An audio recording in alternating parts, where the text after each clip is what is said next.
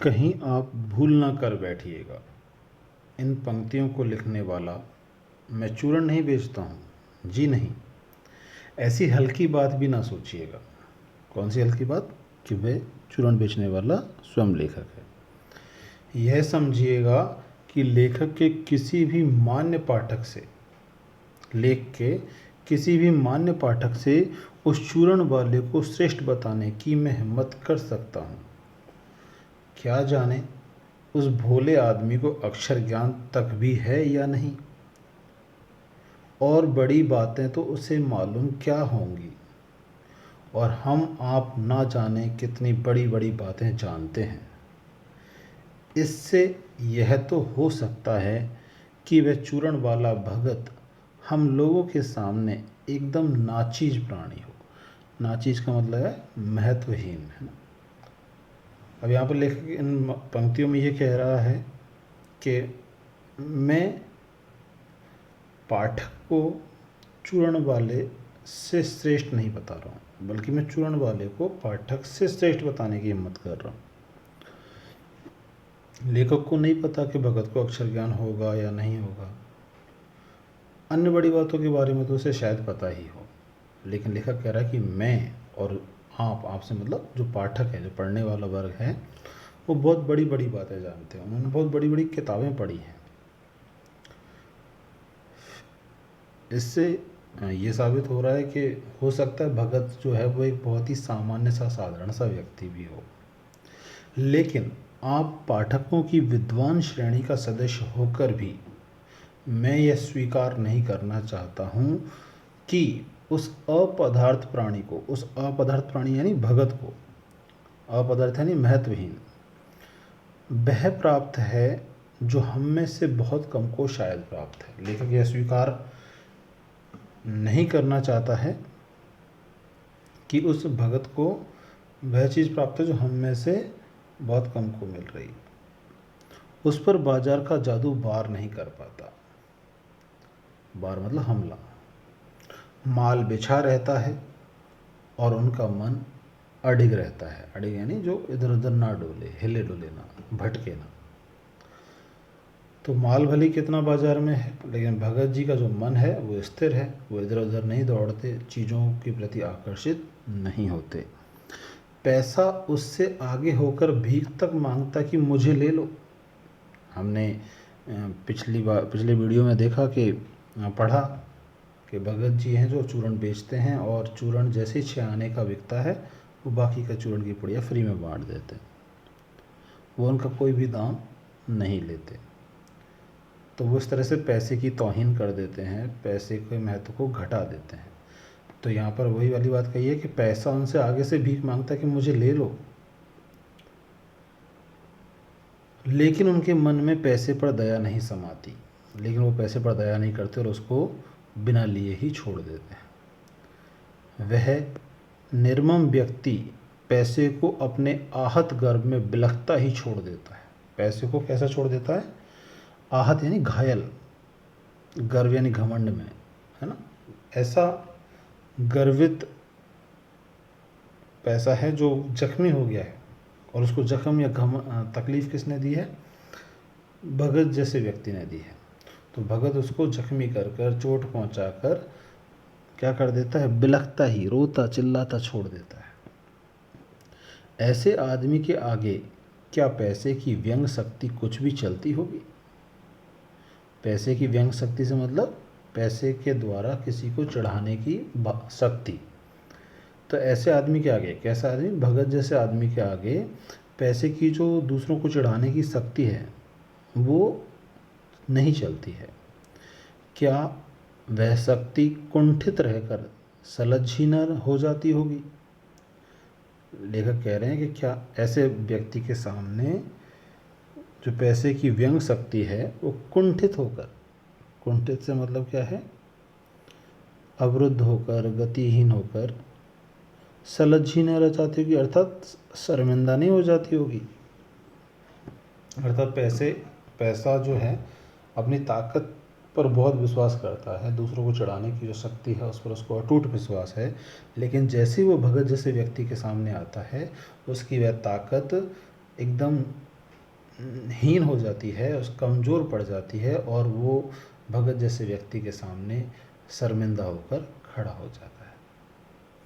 पैसे की व्यंग शक्ति की सुनिए, वह दारुण है। दारुण मतलब होता है क्या होना, निर्दयी होना, है ना, कठोर होना। और पैसे की शक्ति कैसे कठोर है कि वो क्या करती है कि दूसरों के मन में ईर्ष्या, द्वेष, है ना, लालच आदि का भाव जागृत कर देती है।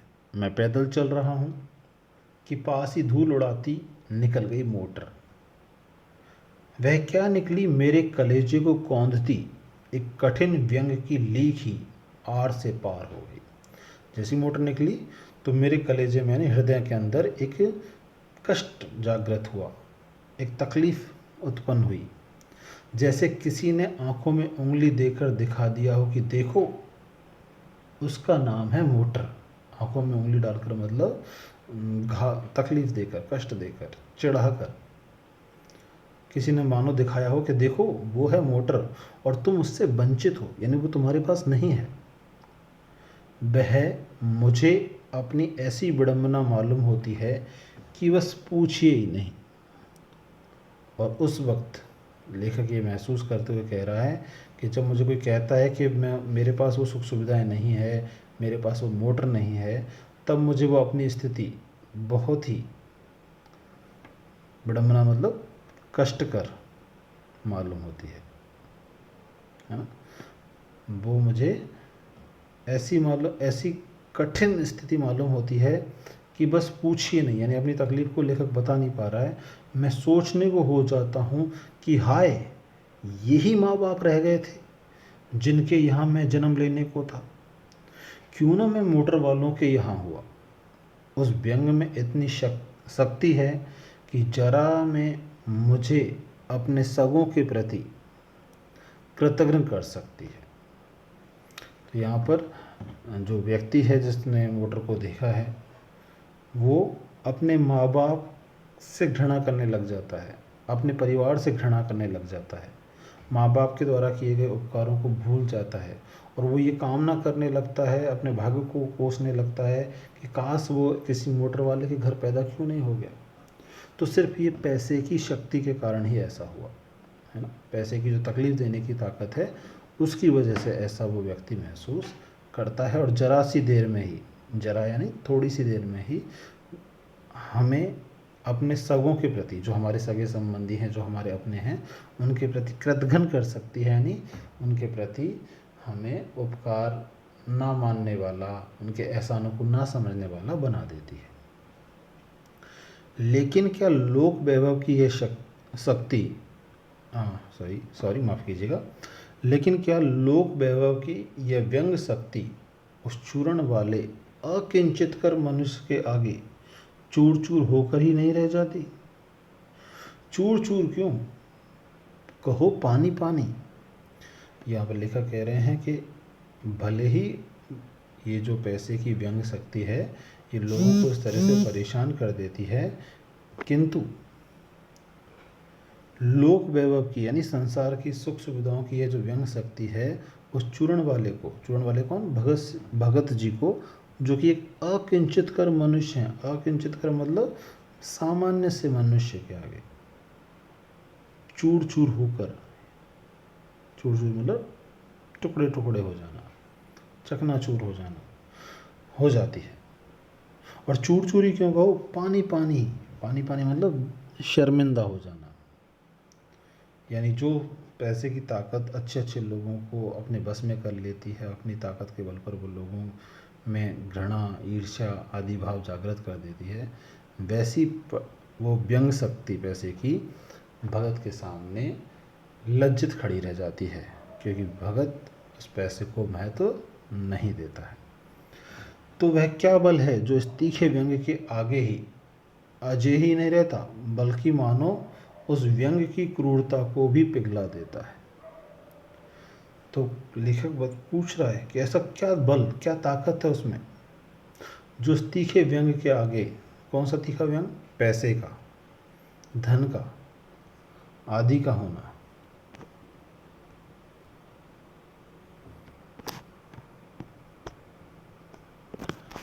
तो पैसे का, धन का, आदि का होना ऐसी ताकत के आगे अजय ही नहीं रहता। अजय यानी जिसको जीता ना जा सके, बल्कि मानो उस व्यंग की क्रूरता को ही पिघला देता है। जो पैसे की ताकत की जो क्रूरता है, जो निर्दयता है, उसको भी क्या कर देता है? वो पिघला देता है, यानी कमजोर कर देता है। उस बल को नाम जो दो, लेखक उस बल को, उस ताकत को, उस शक्ति को जो भगत जी के जैसे लोगों के पास होती है, उसे कोई नाम नहीं दे रहा है। वो कहता भले उसे कोई भी नाम दो, पर यह निश्चय उस तल की वस्तु नहीं है जहाँ पर संसारी वैभव फलता फूलता है। यानी वो सामान्य मनुष्यों के बस की वस्तु नहीं है, उनके पास ये वस्तु नहीं मिलती है, पर कुछ अपर जाति का तत्व है। ये कहाँ मिलती है? कुछ अपर जाति में मिलती है, उच्च श्रेणी की ताकत है ये। लोग स्पिरिचुअल कहते हैं, आत्मिक, धार्मिक, नैतिक कहते हैं। मुझे योग्यता नहीं कि मैं उन शब्दों में अंतर देखूं। कौन से शब्दों में? स्पिरिचुअल, आत्मिक, धार्मिक, नैतिक, इन शब्दों में अंतर देखने की लेखक अपने आप में योग्यता नहीं मानता है। वो कहता है कि भाई मैं इतना योग्य नहीं हूँ कि मैं इनमें अंतर कर सकूं और प्रतिपादन करूं, है ना। प्रतिपादन मतलब करना, अच्छी तरह से समझाना, कि इनके अंतर को जान सकूं और इसके अंतर को अन्य लोगों को समझा सकूं, ऐसी मेरे अंदर कोई योग्यता नहीं है। मुझे शब्द से सरोकार नहीं है। सरोकार मतलब कोई मतलब नहीं है। मैं विद्वान नहीं कि शब्दों पर अटकूं। सामान्य व्यक्ति जो होता है वो सामान्य शब्दों का ही उपयोग कर लेता है, लेकिन विद्वान जो है उसके लिए कुछ अच्छे शब्द चाहिए। और लेखक कह रहा है कि वो कोई विद्वान नहीं है कि किसी शब्द पर अटक जाए। लेकिन इतना तो है कि जहाँ तृष्णा है, तृष्णा मतलब प्यास, बटोर रखने की स्पृहा है, स्पृहा मतलब चाहत, बटोर रखना, इकट्ठा करने की चाहत है, वहाँ उस बल का बीज नहीं है। कौन से बल का? भगत के पास जो बल है, पैसे को अपने आगे झुकाने का बल, पैसे को अपने आगे हाथ जोड़कर मजबूर खड़ा कर देने का बल, उन लोगों के पास नहीं होता जहाँ पर, जिन लोगों के मन में तृष्णा है और बटोर कर रखने की, इकट्ठा कर कर रखने की इच्छा होती है। बल्कि यदि उसी बल को सच्चा बल मानकर बात की जाए तो कहना होगा कि संचय की तृष्णा और वैभव की चाह में व्यक्ति की निर्बलता ही प्रमाणित होती है। तो संचय की तृष्णा यानी इकट्ठा करने की प्यास और वैभव की चाहत में व्यक्ति की कमजोरी ही सिद्ध होती है। कि ऐसा व्यक्ति क्या सिद्ध होता है? कमजोर। निर्बल ही धन की ओर झुकता है। जो कमजोर है वही धन के पीछे भागता है। वह अबलता है, अबलता यानी कमजोरी है। वह मनुष्य पर धन की और चेतन पर जड़ की विजय है।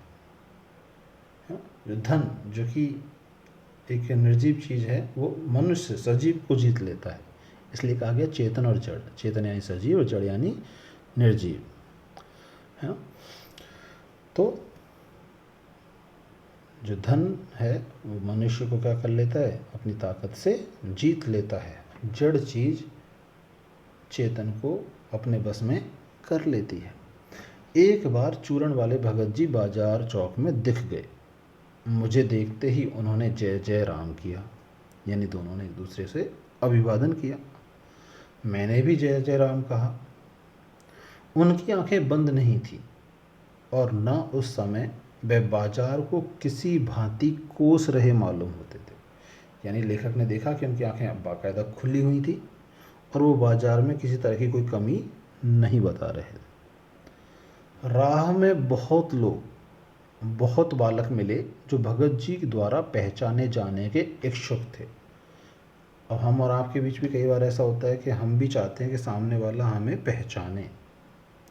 ऐसे ही भगत जी भी सभी लोगों में प्रसिद्ध थे और सामान्य लोग ये कोशिश करते थे कि भगत जी उनको क्या कर लें? पहचान लें। भगत जी ने सबको ही हंसकर पहचाना। तो मतलब ये क्यों बता रहे लेखक? ये बताने के लिए कि भगत जी का ध्यान सब तरफ है। जो लोग उनसे मिल रहे हैं वो उनको भी देख रहे हैं, दुकानों की तरफ भी देख रहे हैं, पूरे बाजार को भी देख रहे हैं, लेकिन उनका मन भटका नहीं है, सबका अभिवादन किया और सबको अभिवादन किया, लिया है ना, लिया और किया। तो उन्होंने सबसे मिले भी, वो उनको पहचाना भी, उनसे अभिवादन किया भी और उनका अभिवादन लिया भी। इससे तनिक भी यह नहीं कहा जा सकेगा कि चौक बाजार में होकर उनकी आंखें किसी से भी कम खुली थी, अर्थात वो सब कुछ देख रहे थे, लेकिन भौचक्के हो रहने की लाचारी उन्हें नहीं थी। ठीक है, भौचक्के होकर अर्थात हैरान, हक्का बक्का होकर खड़े रहने की लाचारी, मजबूरी उनके अंदर नहीं थी कि बाजार में कोई ऐसी चीज़ देख ली कि जिसको देखते रह जाएं। ऐसा भगत के मन में कोई मजबूरी नहीं थी। व्यवहार में पसोपेश उन्हें नहीं था। पसोपेश मतलब असमंजस की स्थिति, है ना। जो वो व्यवहार करने वाले हैं, जो वो व्यवहार कर रहे थे, उसमें उनका कोई भी उतार चढ़ाव नहीं था, किसी तरह की हैरानी परेशानी नहीं थी और खोए से खड़े नहीं वह रह जाते थे। यानी वो पूरी तरह से होश आवास में थे, किसी चीज़ को देखने में बिल्कुल भी लीन नहीं थे, खोए हुए नहीं थे। भांति भांति के बढ़िया माल से चौक भरा पड़ा है। उस सब के प्रति प्रीति इस भगत के मन में नहीं है।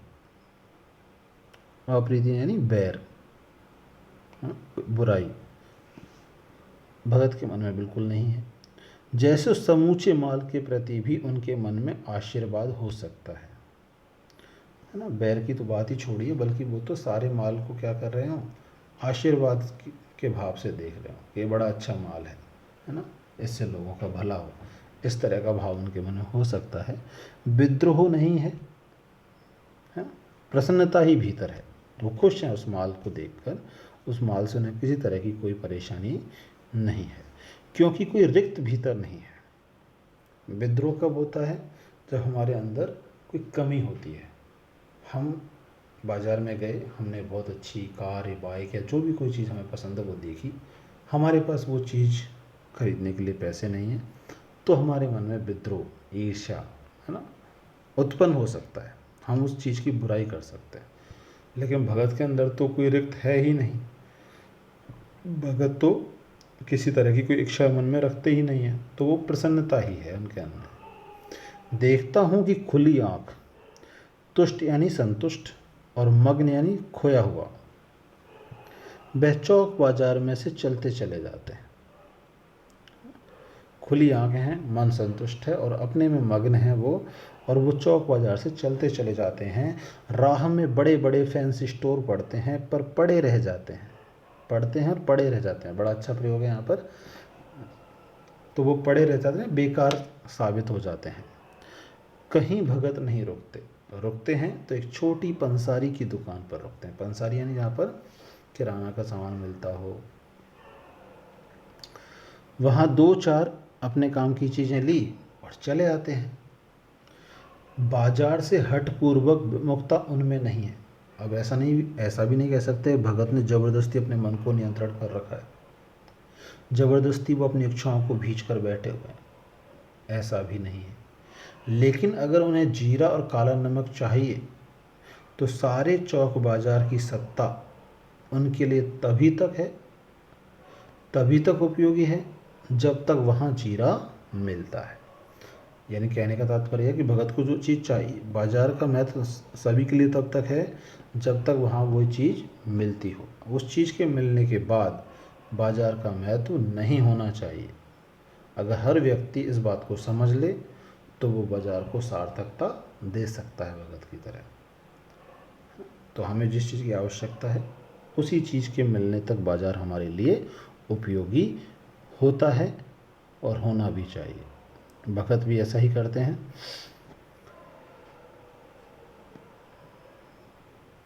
ज़रूरत भर जीरा वहाँ से ले लिया, फिर सारा चौक उनके लिए आसानी से नहीं के बराबर हो जाता है।